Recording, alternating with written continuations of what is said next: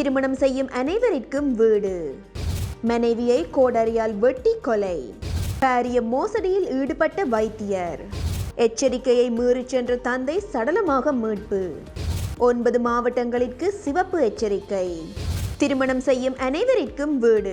எதிர்காலத்தில் திருமணம் செய்து கொள்ளும் அனைத்து தம்பதியினருக்கும் வீடு வழங்கப்பட வேண்டும் என வீடமைப்பு பிரதி அமைச்சர் RP சரத் தெரிவித்துள்ளார். தொலைக்காட்சி சேவையொன்றிற்கு வழங்கிய நேர்காணலில் RP சரத் இந்த விடயங்களை தெரிவித்துள்ளார். வீடுகள் இல்லாத காரணத்தினால் திருமணம் செய்வது காலம் தாழ்த்தப்படுவதாகவும் அவ்வாறான ஒரு நிலைமை இனி நீடிப்பதற்கு இடமளிக்க கூடாது எனவும் அவர் குறிப்பிட்டிருந்தார். 24 முதல் 30 வயதிற்குள் திருமண பந்தத்தில் இணைந்து கொள்ள வேண்டும் எனவும் அதுவே சரியான வயது இல்லை எனவும் அவர் தெரிவித்துள்ளார். இந்த வயதில் திருமண பந்தத்தில் இணைந்து கொள்வோருக்கு வீடு ஒன்றை வழங்குவது அரசாங்கத்தின் பொறுப்பாகும் என அவர் தெரிவித்துள்ளார். இவ்வாறான ஒரு நிலையை எட்டும் வரையில் நாட்டை அபிவிருத்தி பாதைக்கு இட்டுச் செல்ல நடவடிக்கை எடுக்கப்படும் என அவர் தெரிவித்துள்ளார்.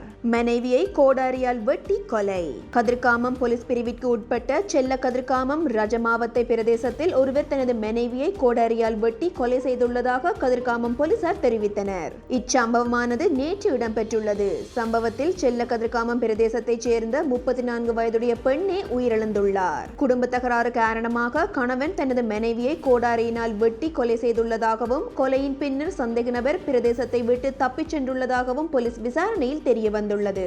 சம்பவத்தை அடுத்து சந்தேக நபரினை கைது செய்வதற்கான மேலதிக நடவடிக்கைகளில் கதிர்காமம் போலீசார் ஈடுபட்டு வருகின்றனர். பாரிய மோசடியில் ஈடுபட்ட வைத்தியர். கனடாவிற்கு பணிக்கு அனுப்புவதாக கூறி சுமார் 7 கோடி ரூபாய் நிதி மோசடியில் ஈடுபட்ட குற்றச்சாட்டில் விளக்கமறியலில் வைக்கப்பட்டுள்ள வைத்தியர் ஆனந்த அபேரத்னவிற்கு பிணை வழங்க கொழும்பு பிரதான நீதவான் திலின கமக்கே மறுத்துள்ளார். சந்தேக நபருக்கு எதிராக 100க்கும் மேற்பட்ட முறைப்பாடுகள் கிடைத்துள்ளதாக கொழும்பு மோசடி விசாரணை பிரிவினர் முன்வைத்த அறிக்கைக்கு அமைய பிரதம நீதவான் இந்த உத்தரவை பிறப்பித்துள்ளார். சந்தேக நபரான வைத்தியர் சார்பில் முன்னிலையான சட்டத்தரணி நீதிமன்றத்தில் பிணை வழங்குமாறு கோரிய போது மக்களிடமிருந்து பெறப்பட்ட பணம் அனைத்தையும் செலுத்தப்பட்டதன் பின்னர் பிணை வழங்குவது குறித்து பரிசீலிப்பதாக நீதவான் தெரிவித்துள்ளார். சந்தேக நபரிடம் வாக்குமூலம் பெறுவதற்கு தேவையான ஏற்பாடுகளை விசாரணை பிரிவிற்கு வழங்குமாறும் நீதவான் சிறைச்சாலை அதிகாரிகளுக்கு உத்தரவிட்டுள்ளார். அதற்கமைய சந்தேக நபரான வைத்தியரை எதிர்வரும் 11ஆம் தேதி வரை விளக்கமறியலில் வைக்குமாறு நீதிமன்றம் உத்தரவிட்டுள்ளது.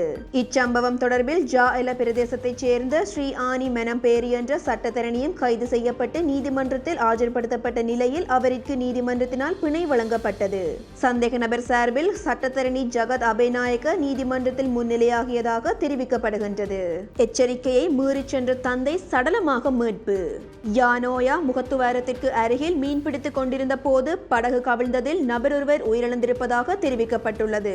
சம்பவம் தொடர்பில் மேலும் தெரிய வருவதாவது: சீரற்ற காலநிலையிலும் எச்சரிக்கையை மீறி 27ஆம் தேதி யானோயா முகத்துவாரத்திற்கு அருகில் மீன்பிடித்துக் கொண்டிருந்த தந்தை மற்றும் மகன் இருவரும் படகு கவிழ்ந்த நிலையில் தந்தை காணாமல் போனதுடன் மகன் தப்பித்து நீந்தி கரை சேர்ந்துள்ளார். இது தொடர்பாக விபத்தில் இருந்து தப்பிய காணாமல் போனவரின் மகன் முபாரக் ஜாகிர் போலீசிற்கு வாக்குமூலம் அளித்துள்ளார்.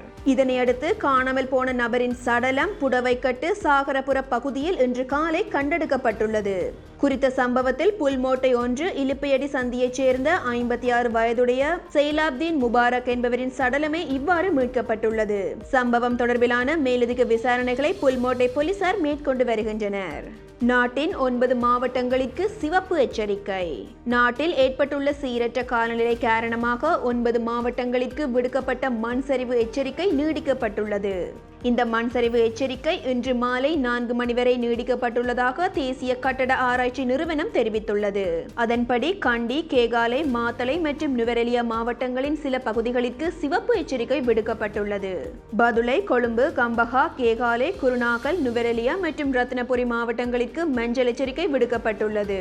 பதுளை, கண்டி, கேகாலை மற்றும் நுவரெலியா மாவட்டங்களுக்கு அம்பர் எச்சரிக்கை விடுக்கப்பட்டுள்ளது. மேலும் அதிக ஆபத்துள்ள பகுதிகளில் இருந்து பொதுமக்கள் வெளியேறவும் சம்பந்தப்பட்ட அதிகாரிகளின் அறிவுறுத்தல்களை கடைபிடிக்கவும் வலியுறுத்தப்பட்டுள்ளது.